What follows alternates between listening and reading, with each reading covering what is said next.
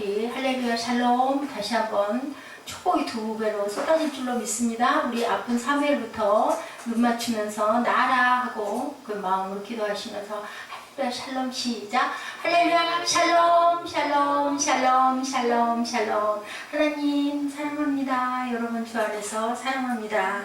환절기에 감기를 조심해야 되죠. 여러분들 만약에 사울처럼 눈이 보이다가 안 보이는 것도 그런데 어린 날 눈을 만약에 실명을 해서 기억이 없어요. 그래서 눈이 깜깜했어.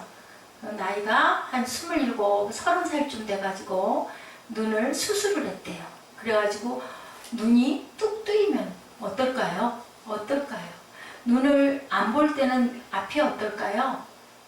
빛이 있었을까요? 없었을까요? 빛이 없었겠죠. 실제로 그런 일이 있어서 여러분들한테 얘기해요. 한 7년 전에 신문에 났던 기사예요. 네. 2006년 12월 30일자 조선일보에 제1톱뉴스로 아주 특이한 기사가 하나가 실려 있는데요. 그 정치적이거나 사회적인 이슈가 아닌 전남 담양군에 살던 평범한 농부의 이야기가 실렸어요. 제목은 27년 만에 아름답고 이상한 세상을 보았다라는 그런 기사가 실려 있는데, 네, 내용은 41살 된 아저씨, 농부 아저씨 얘기예요. 27년 만에 봤으면 몇 살 때 눈이 실명이었을까요? 14살 정도. 우리 사무엘 나이 또래에서 눈을 못 보게 된 거예요. 그랬다가 41살이 돼가지고 수술을 한 거예요. 각막 이식 수술을 했대요. 그것도 돈이 있어서 한 게 아니라 농촌을 찾아왔던 병원 단체에서 이분이 눈을 볼 수 있겠다라는 진단이 내려져서 많은 사람들이 기금을 모아가지고 눈 수술이 비싼가 보더라고요. 그래서 고쳤는데요. 원래 7살에 눈을 다쳐서 14살에 완전히 눈을 실명을 해버렸어. 안 보는 거야. 그렇게 살았어요. 수술 직후에 그 감동을 적어놨는데요. 어디선가 빛이 한 줄기가 쫙 들어오는 순간 처음으로 자기 시야에 들어온 얼굴 넷이 있었다고 그래요. 그런데 그 얼굴이 빛깔이 너무 고와서 이분이 그렇게 고백을 했다고 합니다. 예, 그 네 사람의 얼굴이 누구냐? 아내와 세 아들. 처음 보는 아내 얼굴, 그리고 아들 셋. 27년 만에 봤으니까 얼굴이 얼마나 황홀하고 곱게 느껴졌는지 이분이 연신 고아 하면서 눈물을 줄줄 흘렸다고 그래요. 그 엄마 아빠가 없는 고아가 아니고 고아, 무슨 말인지 알아요? 너무 곱다고. 그 얼굴빛이, 피부빛이 너무 고와서. 그러고는 이분이 바깥으로 마당으로 걸어 나가가지고요, 석양에 물든 빨간 노을을 바라보니까 너무 아름다워. 완전히 여기는 뭐예요? 천국 같은 느낌이 이분에게는 들었다. 얼마나 예쁜지 넋을 잃고 바라봤다. 여러분들, 세상을 우리가 보는 눈을 갖고 있는 게 이렇게 복된 거예요. 모르는 거죠. 우리는 항상 눈 뜨면 보이니까. 근데 그럴 것 같아요. 제가 안경을 끼고 지금 얼마 됐죠? 한 10여 년 이상 됐나요? 한 10년 됐나요? 처음에 정말 아팠어요. 몰랐어요. 안경을 끼면 이렇게 불편하고 아픈 거를 모르고요. 몇 년 동안은 안경을 한 10개는 더 바꿔 끼워 봤을 거예요. 마땅치가 않고 아파가지고. 이제 조금 자리가, 이제 깨달은 건 뭐냐. 안경도 있을 자리가 있어야 되는구나. 자리를 잡을 때까지가 이렇게 아픈 것을 몰랐다인 것처럼 이분은 27년 동안을 눈을 못 봤던 거죠. 그러다 떴더니 너무 세상이 아름답고 자기 가족이 너무 이쁘고 아름답고, 그죠? 그렇다고 보면 어떻게 보면 27년 동안 얼마나 불편했겠는가마는, 그죠? 그렇게 27년 동안 안 보였다 보인 것도 어떻게 보면 은혜죠. 그 느낌을 모르니까 우리는, 그죠? 그랬답니다. 바람에 흔들리는 대나무, 날아가는 새, 세차게 몰아치는 눈, 비바람, 이런 모든 게 너무 아름답게 보였대요. 그리고 또한 땅거미가 짙어져서 깊어가는 밤도, 하늘에 촘촘 빛나는 별도 너무 경이롭고 너무 아름다웠다. 어느 것 하나 황홀하지 않고 아름답지 않은 것이 하나도 없다라고 이분은 이렇게 얘기를 했대요. 기사에 실린 내용이에요. 이 모든 것을 그렇게 느끼지 못하는 사람들이 얼마나 답답했을지 이분은 그렇게 얘기를 했대요. 왜 그 아름다운 거를 당신들은 모르느냐고. 눈을 뜬 자의 감격의 고백이 바로 이런 고백이었다고 합니다. 예, 오늘 읽은 사도행전 본문에 키워드가 있다면 뭐라 그럴까요? 저기 제목을 눈을 뜬 사울 그렇게 하고 써놨어요. 뭐예요? 다시 보았다라는 거예요. 다시 본다. 그죠? 12절에 뭐라고 말씀하고 있어요? 12절 시작. 저가 아나니아라는 사람이 들어와 자기에게 안수하여 다시 보게 하는 것을 보았느니라 하시거늘. 17절에도 아나니아가 떠나 그 집에 들어가 그에게 안수하여 가로되 형제 사울아 주곧 내가 오는 길에서 나타나시던 예수께서 나를 보내어 너로 다시 보게 하시고 성령으로 충만케 하신다. 18절에도 즉시 사울의 눈에서 비늘 같은 것이 벗어져 다시 보게 된지라 일어나 세례를 받고. 예, 계속 다시 보게 되니라. 본다라는 게 이렇게 귀한 거예요.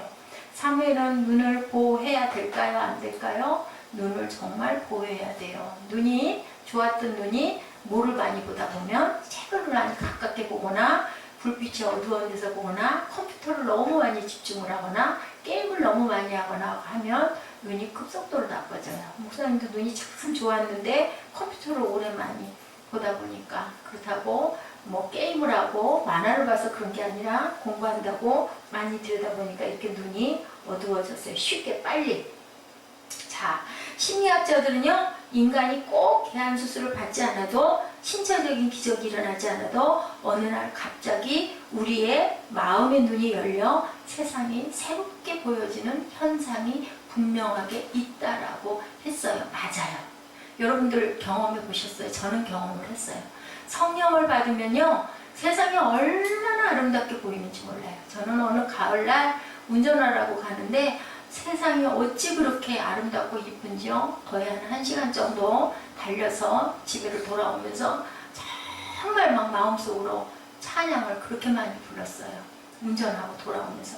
그 새벽 기도를 하고 은혜를 충만히 받고 밖에를 새벽에 깜깜할 때 새벽 기도로 가지. 요즘에는 뭐 5시 조금 넘어도 훤해요. 근데 겨울에는 깜깜하거든요. 근데 기도를 빠져서 하다 보면 8, 9시가 됐어요. 지금은 그렇게 못해요.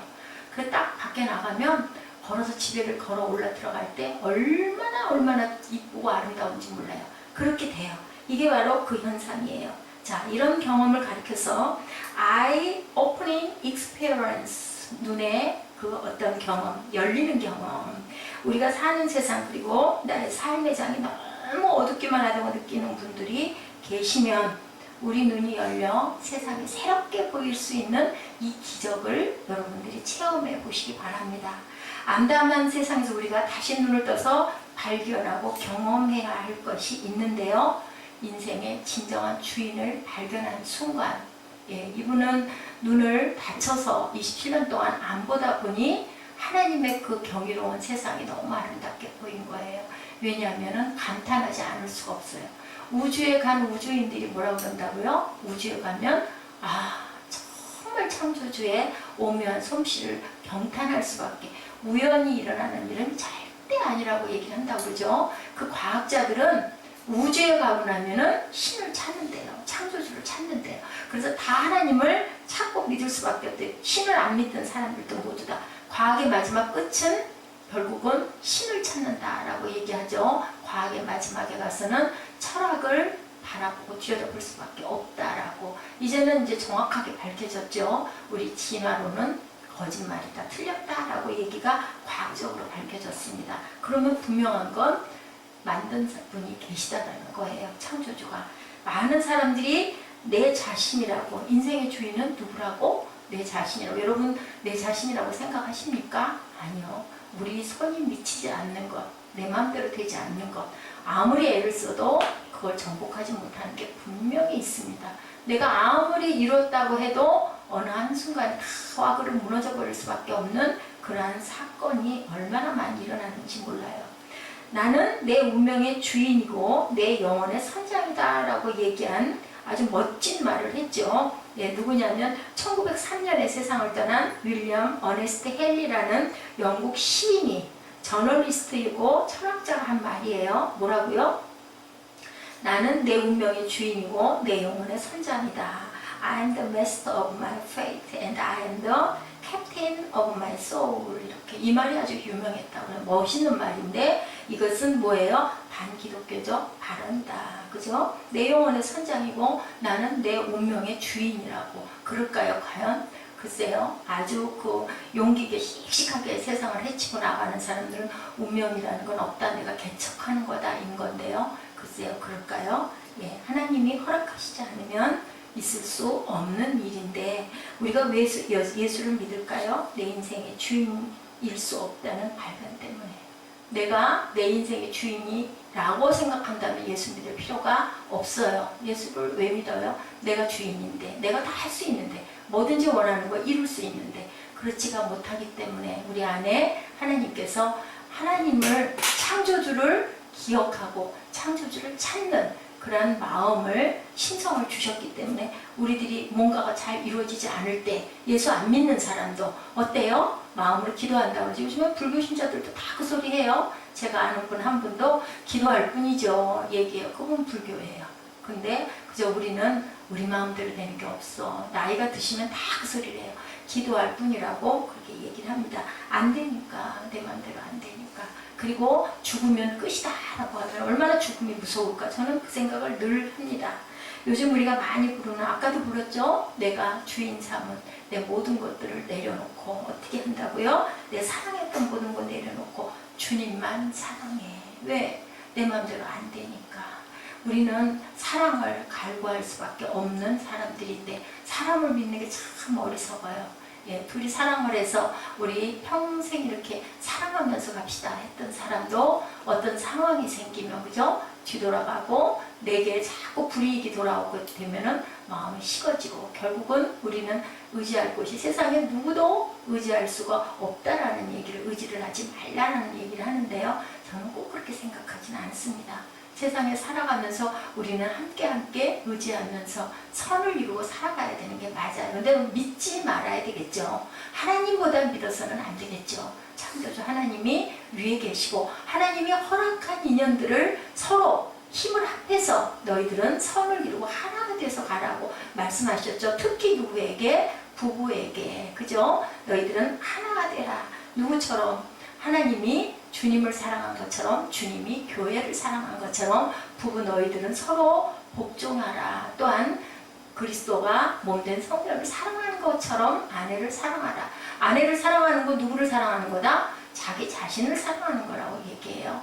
자기 자신을 사랑하지 않는 사람은 아내를 학대해도 괜찮은 거예요. 그건 왜냐하면 아내가 자기거든요. 왜냐하면 반조각식이잖아요. 그렇기 때문에 돕는 배필이기 때문에 아내를 사랑하는 것이 곧 자기를 사랑하는 것이다 라고 말씀하고 있습니다. 빌립보서 3장 5절 6절에서요. 나는 누가 8일 만에 할례를 받고 이스라엘 족속이고 베냐민 집하고 히브리인 중에 히브리인이고 율법으로는 바리새인이고 흠이 없는 자다라고 이렇게 고백을 합니다. 누가?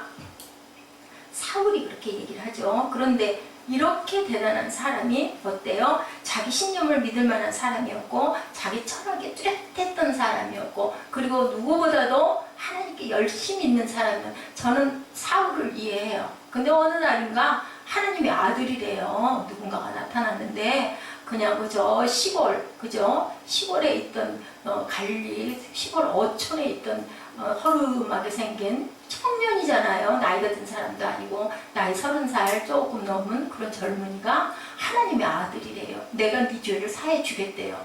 기가 막히게 그러시잖아요. 유대인들이 볼 때는 하나님의 열심히 특심이었던 사울이 볼 때는 말이 안 되는 거죠.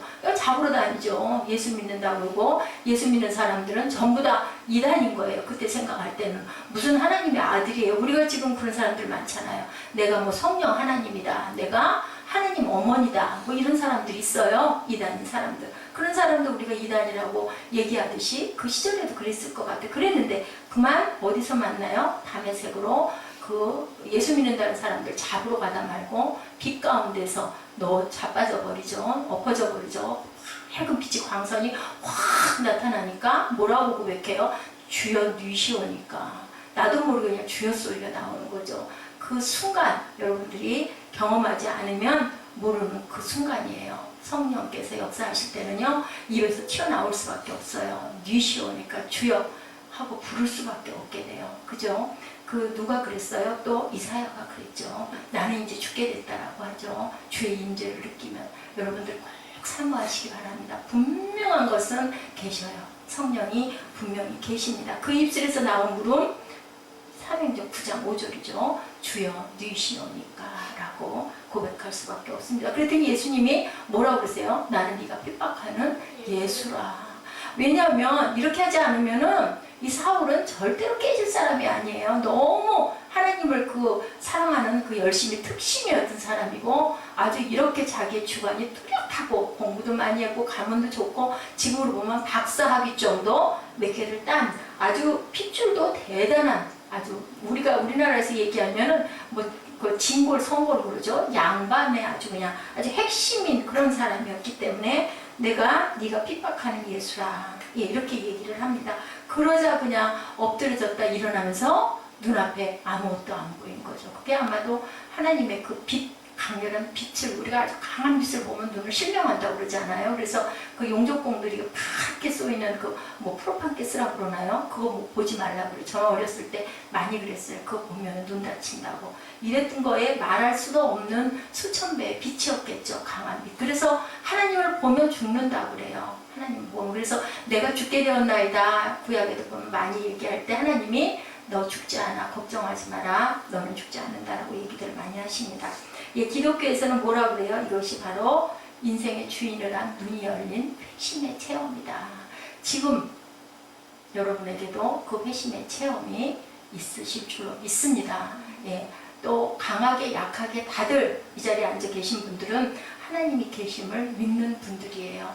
내가 어떤 강렬한 체험, 사울처럼 강한 체험은 안 했지만, 예, 우리 그 아파트의 그 수희 아저씨가 어저께 저한테 그 얘기를 하시더라고요. 목사님이십니까? 아마 우리 사무엘이 그런 얘기를 했던가 보죠. 어느 날인가 이분이 주차 때문에 자꾸 저한테 그렇게 힘들게 자꾸 굴고 하더니 어느 날인가부터 아주 친절해 주셔서 아이고 저 아저씨가 아주 다행이다. 왜냐면 제가 주차가 좀 약하잖아요.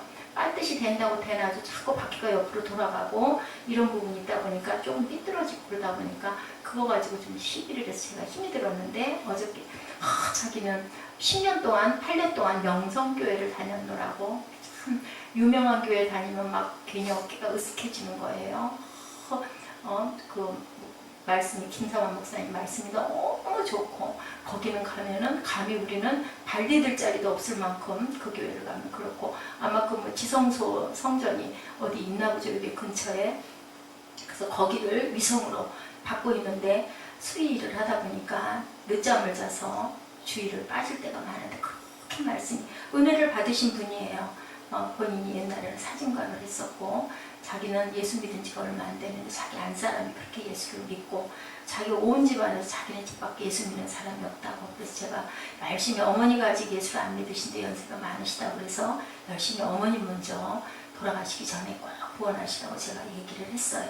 예, 그런 분들 보면은요, 막 신이 나서 얘기를 하죠. 그러면서 얘기하시더라고요. 교회를 못 나가는데요, 하루 종일 주일만 기다립니다. 그래도 또 늦잠을 자다가 못 갈 때도 있기는 하지만 아마 위성을 받는 데는 몇 분씩 하지는 않을 거예요. 자세한 얘기는 못했는데, 그렇지만 자기가 뭔가 잘못할 때는 마음에서 이러면 안 되지 하고 마음에 그런 거리낌이 그렇게 온다라는 얘기를 해서, 그럼요, 하나님이 마음 안에 계셔서 그러니 열심히 기도하시면 됩니다. 어저께 제가 그렇게 얘기를 했어요.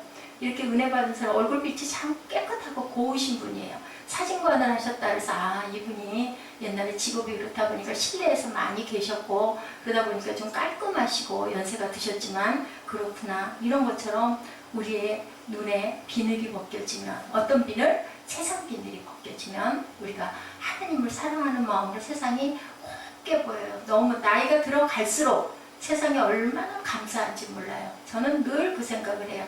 이 기회가 있다라는 것은, 기회가 문이 열렸다라는 것은 뭐라고요? 문이 닫힐 수 있다라는 거예요. 그렇기 때문에 우리가 기회 있을 때 열심히 많이 느끼고 많이 사랑하고 많이 감사하기 바랍니다. 가장 기본 단위가 어디라고요? 가정이라고요. 가정 안에서 사랑하는 마음을 열심히 가지고 있었을 때 우리가 하나님의 은혜를 충만하게 받죠. 예. 우리가 경험을 이 회심의 체험이라고 부르는 건데요. 예. 이렇게 많은 사람들이 바울 회심 기념교회, 요즘에 성지순례를 가면 거기가 있고 또한 그 집과 그 거리가 그 직선 거리였대요. 그래서 뭐 옆 넓이가 18m 정도 되는데 지금은 시장통처럼 엄청 복잡하고 관광객들이 그렇게 많다고 합니다. 거기에 보면 아나니아 교회도 그렇게 서 있어서 아주 기념교회 사람들이 엄청 많고, 또 지난번에도 언젠가 우리 제가 한번 봤죠. 그 바울이 그 목 잘리는 그 기념 그 장소가 있어요.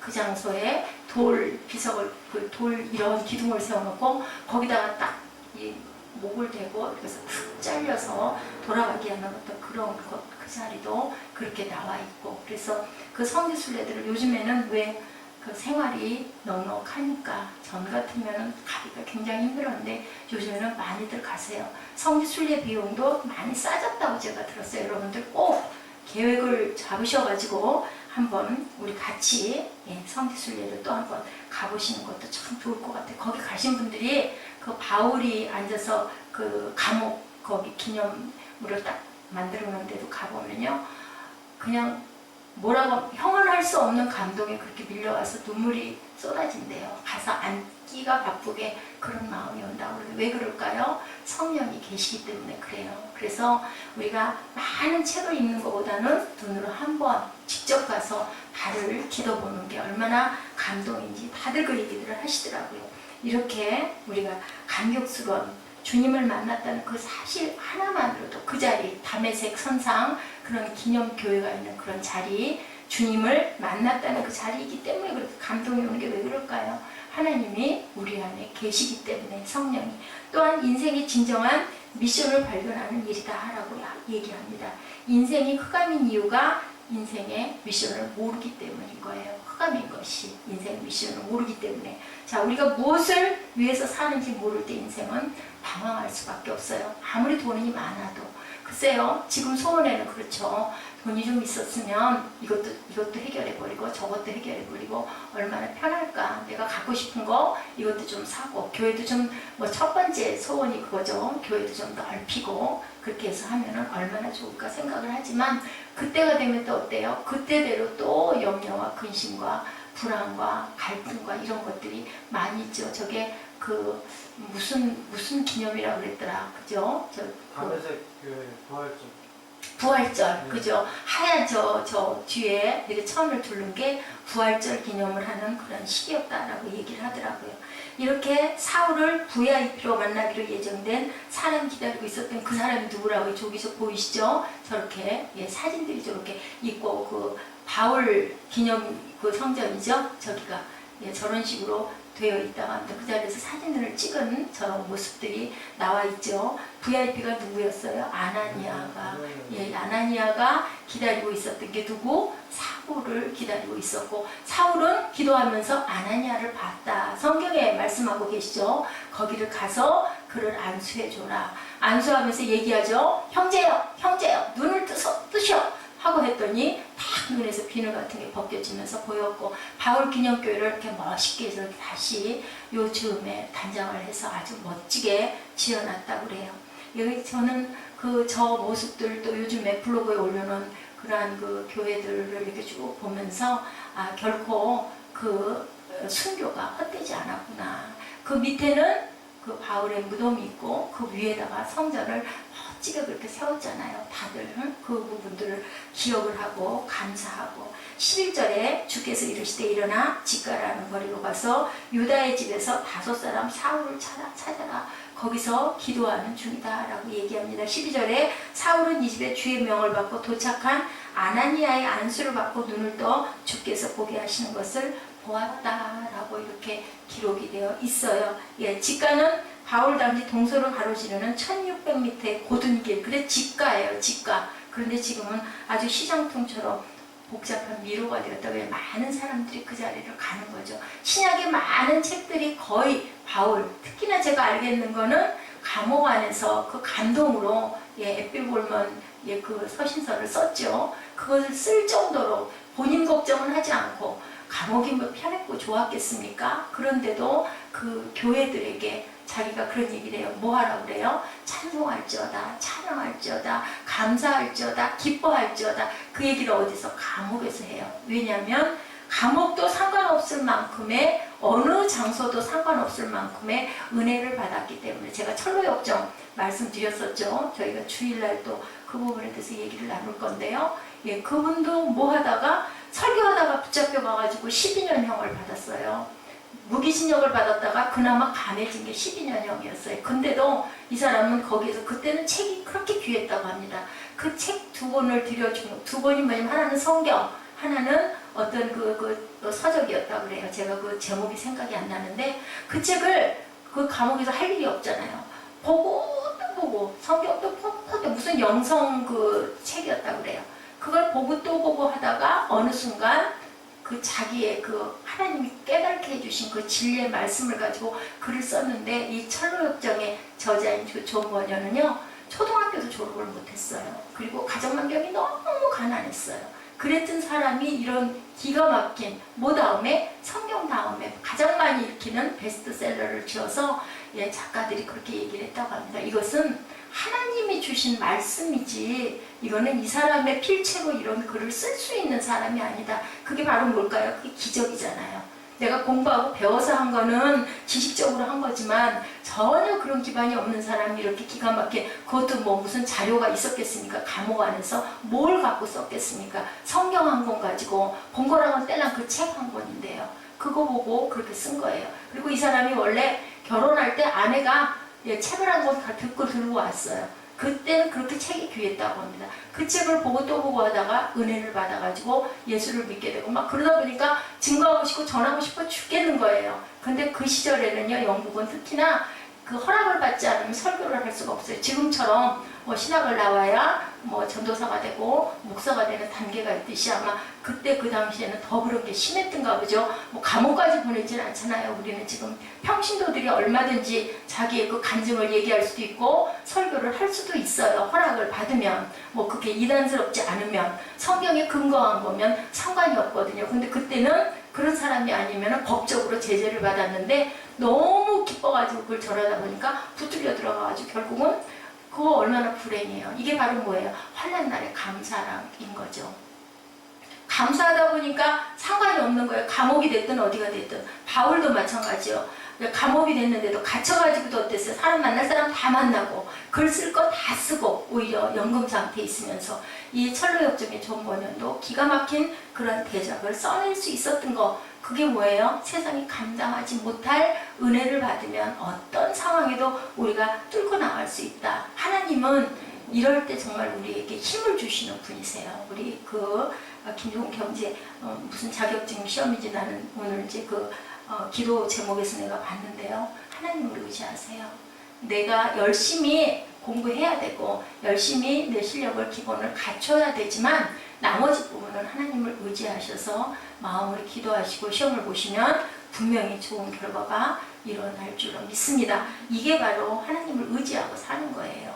세상의 힘을 의지하는 게 아니라. 근데 하나님이 허락하신 부분 안에서도 우리는 세상에, 또 말씀드리지만 질서와 규칙을 잘 지키면서 몸 보호할 것도 보호하고, 조심할 것도 조심하고, 지킬 것도 법도 지키면서, 하나님도 그렇게 말씀하셨어요. 그죠? 가이사의 것은 가이사에게라고 얘기했잖아요. 이 돈을 누구에게 줄까요? 하니까 이리 갖고 와봐라 하고 말씀하고. 왜냐하면 그 나라에서는 그 법대로 지키면서 살되 그 위에 하나님이 있다라고 생각을 해라. 그 법이 다가 아니라 그 위에 하나님께서 계시다라고 말씀하고 계시는 거죠. 이런 것처럼 우리가 일어나 너희 발로 서라. 내게 나타난 것은 곧 내가 나를 본 것과 장차 내게 나타날 일에 너로 종과 증인을 삼으려고 했다. 사도행전 26장 16절이에요. 또한 18절에 보니까 바울의 새로운 미션은 자신이 어둠에서 눈을 뜬 것처럼 복음을 전함으로 이방인들의 눈을 뜨게 하여 그들을 어둠에서 빛으로 사탄의 권세에서 하나님께 돌아오게 하는 일이다. 내가 이 일을 해야 되겠구나라는 것을 깨닫게 해주셨다라는 거죠. 이 일을 하게끔. 이런 것처럼 나는 세상에서 무엇으로 살아가야 하리까. 예, 그게 지금 늦은 나이가 아니에요. 그 나이가 더 이른 나이일 수도 있어요. 60에 발견하는 사람도 있고 평생 내가 뭐라고 살아야 되는지 방향도 모르고 길도 모르고 어디로 왜 가야 되는지도 모르고 방황하면서 사는 사람들도 있기 때문에 절대로 늦은 나이가 아니라는 거. 물론 뭐 20살 때 내 길을 다 알았으면 좋겠지만 지금도 우리는 감사해야 된다는 거죠. 인생의 도상에서 미션을 발견한 날이 혹시 있었습니까? 우리의 눈이 뜨이는 순간이 있었습니까? 하고 이 말씀을 통해서 우리가 깨달아야 되는 부분은 바로 그건 거죠. 아직도 내가 내 목적을 찾지 못했습니까? 기도하십시오인 거예요. 그랬을 때 성령께서 내 눈에 비늘을 벗겨주심으로 내가 얼마나 감사한 인생이며 내가 하나님을 알므로 얼마나 기쁜가라는 것을 느끼게 된다라고 이렇게 말씀하고 계십니다. 우리가 눈을 떠서 발견하고 경험할 것은 과연 무엇일까? 주님의 생생한 보호를 경험하시는 저와 여러분 되시기를 바랍니다. 히브리서 11장에 모험을 감수하지 않고 믿음의 거인이 된 사람이 있었느냐라고 묻고 있습니다. 누군가가 말하기를 우리 인생에 진정한 드라마가 없는 이유는 모험을 깊이 하기 때문이다. 다 보면요, 성공한 사람들은 고난의 시간이 없는 사람은 하나도 없어요. 아무리 좋은 가정에서 태어난 사람도, 아무리 아주 기가 막힌 권력을 지닌 사람들도 뭔가를 하나를 이루려고 하면 피나는 고통을 겪지 않고는 일어날 수가 없는 거라는 거를 우리는 딱 결과만 보고 보다 보니까 아이고 대단해 라고 하지만요, 그 사람 개개인들 다 들여다보면 정말 밤잠 안 자고 노력하고 애쓰고 성실했고 근면했고 다 있었기 때문에 성공한 거지. 하루아침에 하나님이 아무리 기적으로 역사를 하셔도, 예, 사울 같은 사람도 어땠어요? 은혜 받고 바울이 되고 나서 3년 동안 광야에 나가서 혼자 공부했어요. 그래서 예수님도 그죠? 광야에서 3년 동안 계셨어요. 모세는 어땠어요? 40년 동안. 예, 우리가 아는 야곱, 이스라엘은 어땠습니까? 거의 20년 동안. 또 요셉도 마찬가지죠. 그렇게 긴 세월 동안을 고통의 인고의 시간이 있었다라는 거. 볼지어다 내가 세상 끝날까지 너희와 함께 있으리라. 누가? 주님이 말씀하시잖아요. 그러니 너희는 두려워하지도 말고 염려하지도 말고 근심하지도 말고 그 대신 내가 너희에게 준 모든 것들을 마지막 날처럼 열심히 닦아나가라. 그랬을 때 기회에 왔을 때 준비된 자를 하나님께서는 쓰신다라고 말씀하고 계시죠. 사도행전 9장 20절이 어떻게 시작이 돼요? 즉시로 각 회당에서 예수가 하나님의 아들이심을 전파한. 여기 중요한 건 뭐냐면요, 즉시로라고 얘기했어요. 우리가 은혜를 받으면 즉시로 전파하고 싶어지고, 아까 그 철로역정의 장관연처럼 그냥 내 마음에 막 그냥 저도 그랬었어요. 마음에 열정이 나서 누굴 붙들면 내가 이래서 이러고 이랬는데 하나님이 성령이 어떻게 하셔서 내가 기도를 이렇게 빠져서 기가 막히게 했고 이런 일들이 일어났고 막 끊임없이 얘기를 해요. 제가 신학 가가지고 요전날에 왔던 어떤 분 한 분도 그런 얘기를 막 하는 분을 보면은 내가 옛날에 저랬었지. 근데 그게 그 상태가 좋은 거예요. 지금도 그래야 좋은 거예요. 뭐 그때 초기 때는 다 그렇지 그게 아니라 그런 열정이 있었기 때문에 신학을 하게 되고, 그런 열정이 있었기 때문에 전도를 하게 되고, 그런 열정이 있었기 때문에 크리스찬, 증인된 삶을 살겠다고 하는 거라는 거죠. 즉시로 회당에서 예수가 하나님의 아들이심을 전파하는 새로운 세상을 보게 된 그는 침묵할 수 없는 거죠. 아까 그 얘기했죠. 그 농부로 41세에 눈을 떴던 그 사람이 뭐라 그랬어요? 고아. 어쩌면 이렇게 아름다워. 왜요? 너무 경탄하고 감탄하는 것처럼 우리 눈에 비늘이 벗겨지고 하나님의 그 영을 알게 되면요, 절대로 입을 다물고 있을 수가 없는 거죠. 성령 받은 사람들 다들 제자들 어떻게 했어요? 두려워했던 누구도 베드로도 힘내서 용기 내서, 의심했던 도마도 전부 다 튀어나갔어요. 아니 가만히 있을 수가 없기 때문에 전하고 증거할 수밖에. 그런 사람들이 왜 다 그랬을까요? 왜 전부 다 지금 기념 그 무덤 있고 교회가 왜 있을까요? 그렇게 살았기 때문에 그 자리에다가 기념교회를 세우는 거예요. 그렇다면 이것은 그냥 잠깐 어떤 착각으로 어떤 감동으로 자기 목숨을 그렇게 잃는 사람은 없다는 거죠. 그렇다면 실제로 그 사람들은 그 은혜 속에서 갔기 때문에 후대가 이렇게 기가 막힌 교회를 만들고 기념을 하고 있다는 자체만으로도 하느님은 살아계신 하느님이라는 거 여러분들 믿으시기 바랍니다. 전도의 삶은요, 미움만 받고 핍박만 받는 삶이 아니라는 거예요. 바울의 외심 직후의 사건이 증명하죠. 22절에 사울은 힘을 얻어 예수를 그리스도라고 증언하기를 멈추지 않았다. 예, 전도 여행을 거의 4바퀴, 그때는 거기가 다 세계 끝이라고 생각을 했을 만큼 지구를 4바퀴 돌았다, 5바퀴 돌았다 할 만큼 이렇게 바울은 그렇게 증언하고 그 많은 서신서를 기록하게 됐다라는 것은 그냥 어떤 감정, 그 광주리도 있다고 하네요. 사도행전 9장 25절에 보면요, 신실한 제자들을 통해서 바울을 죽이려고 하니까 광주리에다 달아서 성벽을 덜어내렸던처럼 그 장소에는 큰 광주리가 하나 떡하니 비치가 돼 있대요. 실제로 죽이려고 하니까 바울을 건져내기 위해서 광주리에다 달아내서 성벽을 내려가게 했던 그 일도 있었다는 거죠. 우리가 가보면 성지순례를 가보면 이 자리가 그 자리, 이 자리가 그 자리 하면서 성경에 나와 있는 그 자리들이 그대로 있고 그게 보존되어 있는 걸 보면 우리가 마음으로 설마 그랬겠어? 였던 것들이 다 증명이 된다는 거죠. 그래서 믿음이 커지기 위해서 증거를 보기 위해서 발길들을 그렇게 달려간다고 합니다. 이렇게 광주리를 타고 내려가는 바울의 모습이 아까도 거기 그 옆에 보였죠. 부조로 이렇게 만들어놨다고 그래요.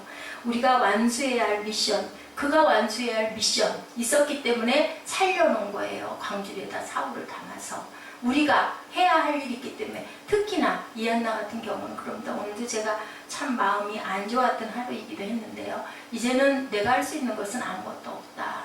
아무것도 없나이다 라고 저는 기도합니다. 제가 숨이 붙어있는 순간까지 내가 하는 것이 제 사역이고 그게 그냥 제자리 걸음이었든 아니든 간에 내가 마지막 숨을 멈추는 순간이 내 사역은 끝나는 지점이고 살아있는 한은 하나님 증거하다가 한 사람이 됐든 아무도 없는 빈 공간에서 설교를 하든 관계없이 내가 할 수 있는 최선을 다하고 내가 하나님께 달려가면 그 순간이 저의 마지막이다라고 생각을 해야겠습니다 하고 저는 늘 요즘에 그렇게 기도를 합니다. 위기를 만날 때마다 보호하심과 도우심, 제가 요즘에 사무엘 그 하를 열심히 여러분들에게 전하고 있는데요. 거기에도 보면은요, 죽을 사람은 죽고요, 압살롬 같이 잘생기고 아버지를 몰아내려고 죽이려고 했던 압살롬도 죽고요, 암논이라는 그 황태자였던 이복 형도 죽어요. 결국은 못된 짓 하고 나중에는 그것도 몰아내고 내가 왕 되려고 했던 압살롬은 아버지 다윗도 죽이려고 반역을 일으켰는데 결국은 다 죽는데 어땠어요? 다윗은 죽을 고비를 수도 없이 넘기면서도 끝까지 살아서 40년 동안 정치를 하게끔 해주시는 거. 뭐 우리들 그러잖아요. 운명이다라고 얘기를 하잖아요. 운명의 그 머리 꼭대기에는 하나님이 살아 계시면서 네가 이 일을 좀 하고 오너라 라고 살려놓으신 저와 여러분이시죠. 우리의 운명이나 우리의 생명은 우리 것이 아니다. 하나님이 우리의 생명을 갖고 계시죠. 그래서 우리가 전도를 시작할 때 우리는 주님의 생생한 보호의 대상이 된다는 거. 하나님의 성전을 지키고 나아갈 때 내가 지금 공부한 것 같지만 하나님께서 아니고 살았으면 그럼 과연 어땠을까? 그것도 알 수 없는 거예요. 그죠? 그나마 이것도 얼마나 감사한가. 이렇게 볼 수 있는 것도, 이렇게 살아있을 수 있는 것도, 또한 하나님께 은혜를 받아서 이 시간에 예배드리겠다고 앉아있는 것도 하나님의 은혜라고 본다면 얼마나 감사한가라는 생각을, 눈을 떴을 때는 아무것도 모르는데 눈이 그렇게 실명이 됐다가 다시 뜨이니까 세상이 너무너무 아름답고 내 아내와 내 아이들이 너무 귀하고 고마운 그것을 우리가 살아있을 때, 옆에 있을 때, 무심할 때 알 수 있어야 된다는 거죠.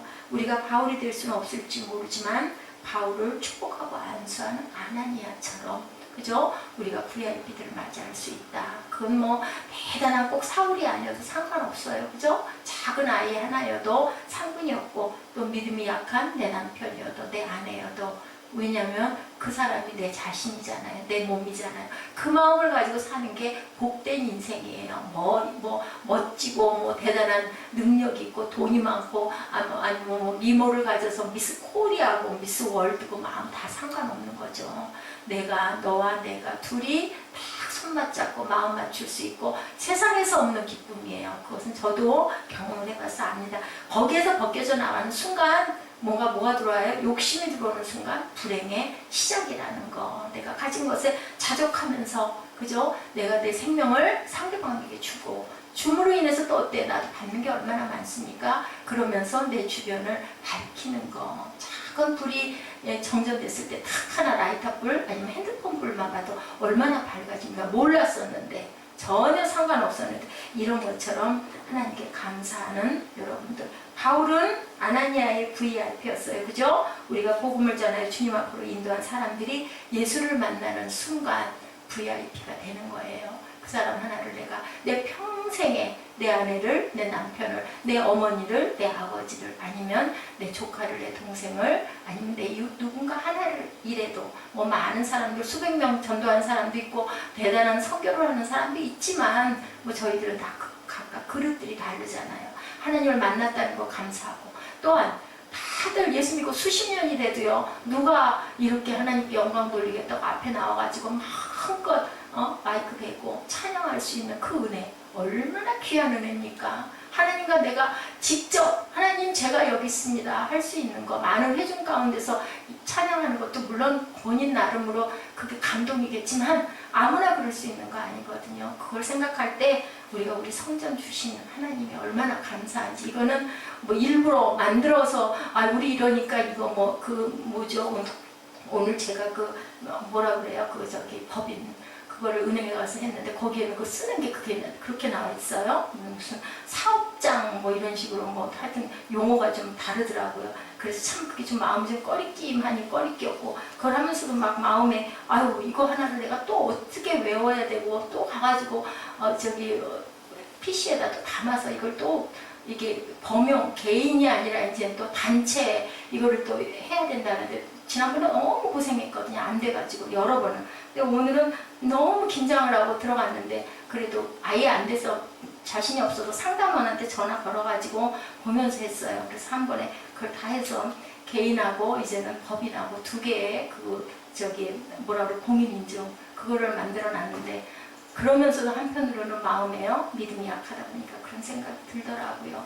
정말 바람 앞에 등불 같은 이 상황, 이 시점에 참 사람은 되게 보면 어떻게 보면 아이러니하죠. 예, 제가 그런 얘기를 요즘에 간간히 들으면서 마음의 불편함을 많이 느끼면서 나는 무엇을 하고 있나, 나는 오늘도 앞으로 걸어가고 있구나. 왜냐하면 법인 냈으니까 등록하는 거 맞고, 그 419 통장이 그게 안 돼 있기 때문에 인터넷 뱅킹이 안 돼요. 그 인터넷을 오래됐죠, 그거 해놓은지. 근데 계속 텔레비전 하다 보니까 인터넷 하려니까 너무 설고 힘든데, 요즘 날 몇 번 그걸 하다 보니까 편하더라고요. 그래서 이거 이제 순서대로 이제 가야 되겠구나. 근데 안 되는 거예요, 419가. 저기로는. 안 돼요. 그리고 또 그걸 또 법인으로 다 바꾸려고 그랬더니 또 이사력 통장은 또 그건 또 뭐 1번, 2번 있어. 그 통장은 또 개인용으로만 되지 또 그 용으로는 또 안 되는 딱 만들어져 있는 게, 처음에 만든 건 개인용이고 요번에 만든 우리 새생명 세리 통장은 그거는 또 법인으로 가능한 통장이다라고 그래서 그렇게 해서 내는데도 비용이 좀 들더라고요. 근데 어쨌든 저는 12시까지 오늘 오전 내 9시부터 해가지고 그걸 정리를 오늘 했습니다.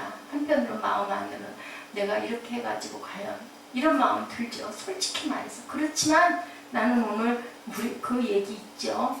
마지막 날까지도 나는 사과나무를 심을 것이다 라는 얘기를 한 것처럼 알 수 없는 거죠. 가는 데까지 열심히 가는 거고, 또 돌이켜져야 할 때는 또 그것도 또 하나님이 허락하시면 돌이켜 가는 거고, 그렇게 우리는 살아갑니다. 내일 일을 근심하지 말라.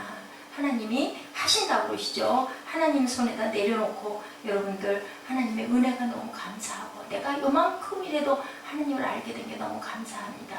그리고 내가 가진 것에 자족할 줄 알고, 내가 있는 환경과 공간 안에 감사할 줄 아는 여러분들이 되셨을 때, 우리 눈이 벗겨졌던 4월의 그 감동처럼 어떤 그 27년 만에 눈이 뜨여서 자기 가족이 너무 아름답게 보였던 그 사람이 만약에 눈을 뜨고 살았었으면 그렇게 아내가 아름답고 자식이 그렇게 소중하고 세상이 그렇게 아름답겠나요? 몰랐을 거 아니겠어요?